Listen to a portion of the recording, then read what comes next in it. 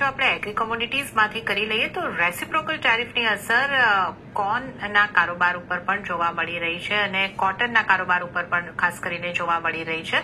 અને આ અંગે વધુ ચર્ચા કરવા માટે કોટન એસોસિએશન ઓફ ઇન્ડિયાના પ્રેસિડેન્ટ અતુલ ગણાત્રા આપણી સાથે જોડાઈ ગયા છે. અતુલજી, આપણે ખાસું કોટનનો એક્સપોર્ટ કરતા હોઈએ છીએ અને આ ટેરિફના અનાઉન્સમેન્ટ બાદ કોટનની કિંમતોમાં ઘટાડો પણ નોંધાયો છે.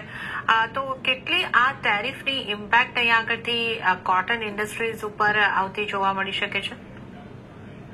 ગુડ મોર્નિંગ ઝરનાબેન. જો પહેલા તો ક્લિયર કરું કે આપણે કોટન એક્સપોર્ટ નથી કરતા યુએસએમાં, યુએસએ થી ઇમ્પોર્ટ કરીએ છીએ.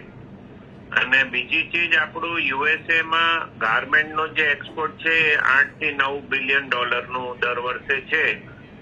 એટલે હવે જે હિસાબે યુએસએ ચાઇના, વિયેટનામ અને બાંગ્લાદેશ ઉપર જે ટેરિફ નાખ્યું છે એ બહુ હાઈ ટેરિફ છે ટેક્સટાઇલ ગુડ્સ પર. પહેલા 20% હતું ચાઇના પર અને હવે બીજું એડિશનલ 34% નાખ્યું છે. એટલે એમ જોવા જઈએ તો ટોટલ 54% ટેરિફ નાખ્યું છે ચાઇના ઉપર યુએસએ.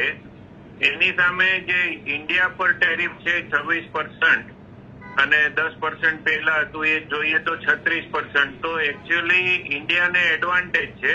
આ હિસાબે જોવા જઈએ તો ઇન્ડિયાથી ગાર્મેન્ટનો એક્સપોર્ટ યુએસએમાં વધવું જોઈએ. ચાઇના અને વિયેટનામ નું એક્સપોર્ટ યુએસએમાં ઓછું થશે, બાંગ્લાદેશનું પણ ઓછું થશે એવું જણાય છે અને ઇન્ડિયાનું એક્સપોર્ટ વધશે. તો કોઈ આ ટેરિફનો કોઈ થ્રેટ જેટલો હતો એટલો ટેક્સટાઇલ ઇન્ડસ્ટ્રી પર એટલું થ્રેટ નથી ઝરનાબેન. અને આજે જુઓ તો બધા ટેક્સટાઇલ ના જે સ્ટોક માર્કેટમાં શેર છે એ બી બધા 2% થી કરીને 10% સુધી ઉપર છે. એ બતાવે છે કે ટેક્સટાઇલ ને એટલું કોઈ ટેરિફ થી નુકસાન નથી. જી ઝરનાબેન.